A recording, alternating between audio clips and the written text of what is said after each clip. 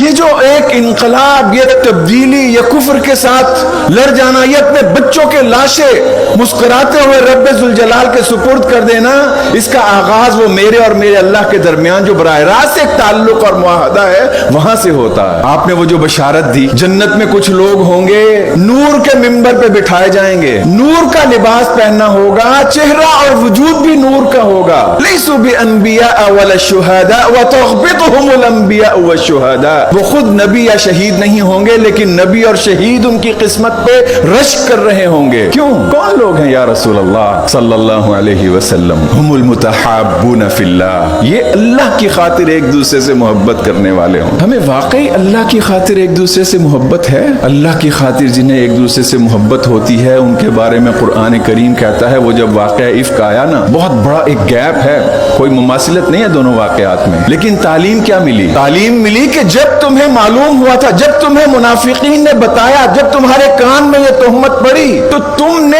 اپنے بارے میں حسن زن سے کام کیوں نہیں لیا؟ وہ ام المؤمنین کے بارے میں حسن زن نہیں، وہ اپنے بھائی کے بارے میں حسن زن، گویا کہ وہ اپنے بارے میں حسن زن ہے۔ اور یہاں سے وہ اس محبت کا قافلہ شروع ہوتا ہے کہ جس کے بعد پھر اللہ تعالیٰ کے نبی وہ نور کے ممبر کی خوشخبری سنا رہے ہیں۔ تو کیا خیال ہے ہم سب آپس میں وہ جو جنتی ہونے کی بشارت ملی تھی، آخر میں کیا راز نکلا کہ میں اپنے دل کو صاف کر کے سوتا ہوں، میرے کسی بھائی کے بارے میں میرے دل میں کوئی میل نہیں رہتا۔ یہ بھی بہت مشکل ہے لیکن بڑا آسان بھی ہے جب اللہ کی توفیق شامل ہوتی ہے۔ اللہ کی توفیق کب شامل ہوتی ہے؟ اللہ کے نبی بتاتے ہیں حدیث قدسی میں، حضور صلی اللہ علیہ وسلم نے فرمایا کہ اللہ کہتا ہے بندہ میری طرف ایک قدم اٹھائے میں 10 قدم اس کی طرف آتا ہوں، بندہ چلنا شروع ہو میں دوڑ کے اسے اپنی آغوش رحمت میں لے لیتا ہوں۔ ہم اگر اس کا آغاز کر دیں، میرے کسی بھائی کے بارے میں میرے دل میں کوئی میل نہیں ہونا چاہیے، مجھے اسی محبت کو تو بڑھانا ہے۔ وہ جو شکایت کی نا حضرت سعد بن ابی وقاص نے، وہ اسی روح سے نکلی ہوئی تھی۔ آپ نے صلی اللہ علیہ وسلم نے فرمایا تم اس وقت تک ایمان کے دعوے میں سچے ہی نہیں ہو سکتے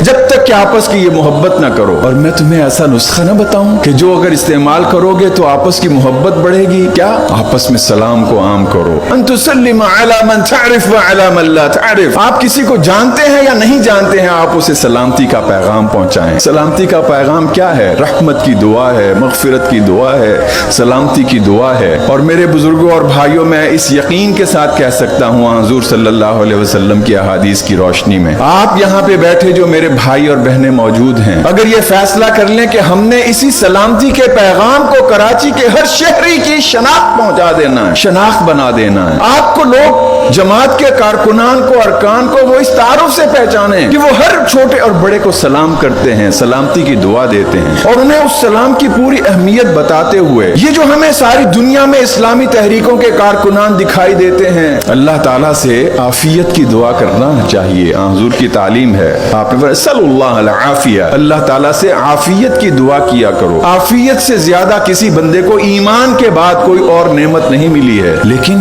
جب کوئی امتحان آ جائے فثبتوا، تو پھر اس میں ثابت قدم رہو، پھر اس میں ڈٹ جاؤ، پھر اس میں تمہاری طرف سے کوئی کمزوری نہ ہو۔